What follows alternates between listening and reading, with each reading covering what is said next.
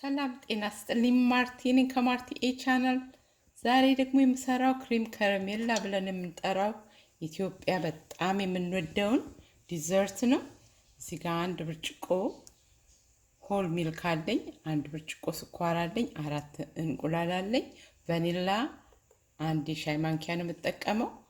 በዛ ላይ ይሄ ደግሞ ኮንደንስድ ሚልክ አለኝ። እሱን አድርጌ አሁን ወደ ስራው እንግባ።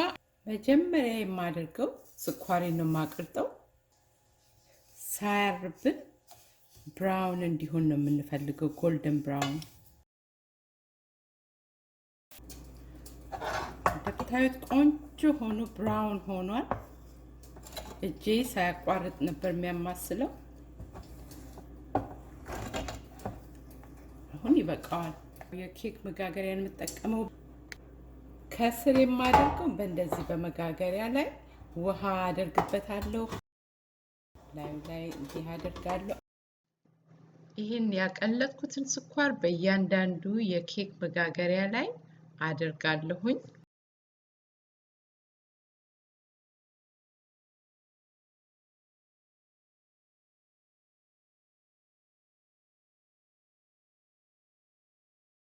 ወደሚቀጥለው ስራ ገባለሁ።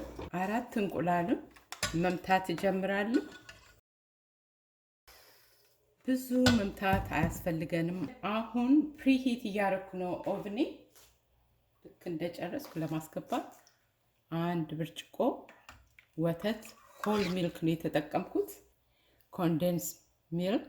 ይሄንን ጨምራለሁ።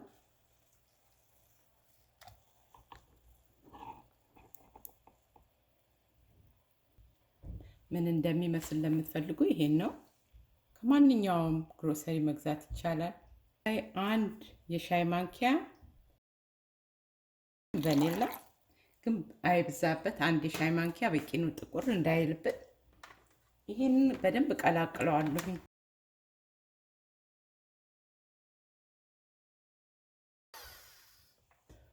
በግላስ መጋገሪያ የምትጋግሩ ከሆነ ስኳሩ መጀመሪያ በደንብ ይቀዝቅዝላችኋል። አለበለዚያ ወተቱን ይሄ ሚክስቸር የሆነውን የቤት ቴምፕሬቸር እንኳን ቢሆን ይሄ በጣም ሙቅ ስለሆነ ግላሱ እንዳይሰበር ጥንቃቄ ያስፈልጋል። መጋገር አሁን እንደዚህ አይነት ኬክ መጋገሪያ ስለሆነ ምንም ችግር የለውም። በእያንዳንዱ ላይ ያዘጋጀሁትን አደርጋለሁ። እንደውም ስኳሩ ትኩስ እያለ እንደዚህ ብንጨምርበት የበለጠ ጥሩ ነው የሚሆነው።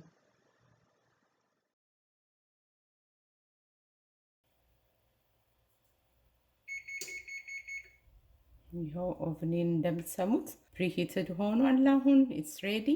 ኦቭኔ ውስጥ 350 ላይ አድርጌ ከ45 ደቂቃ እስከ 1 ሰዓት ድረስ ነው ማበስለው።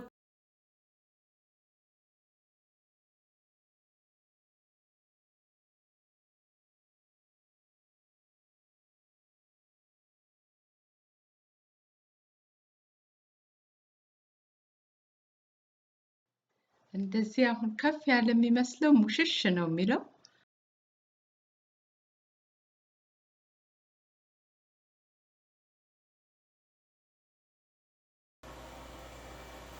አሁን ገለብጠዋለሁ ተጠንቅቄ።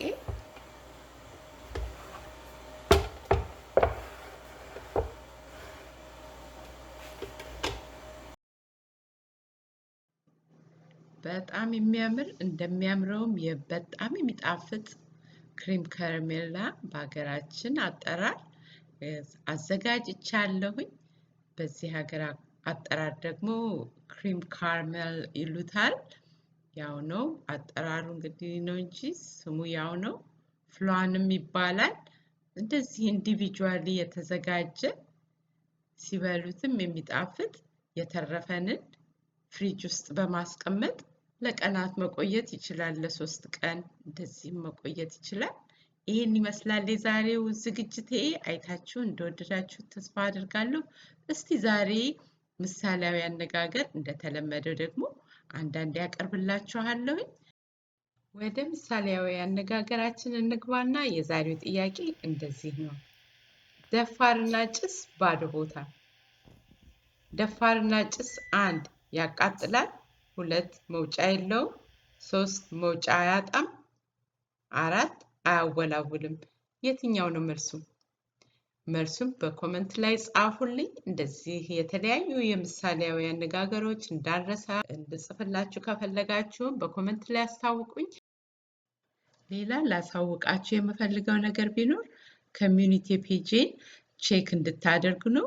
ከታች አረንጓዴ፣ ቢጫ፣ ቀይ ያለውን ማርቲ ኤ የሚለውን አይከን በመጫን ኮሚዩኒቲ ፔጅ የሚለውን ብትጫኑ የተለያዩ የክርስቲያናዊ ጥያቄና መልሶች አሉ፣ ምርጫ አለ፣ ጥቅሶች አሉና ካላያችሁት እዩትና ተሳተፉ ብዬ ጋብዛችኋለሁ።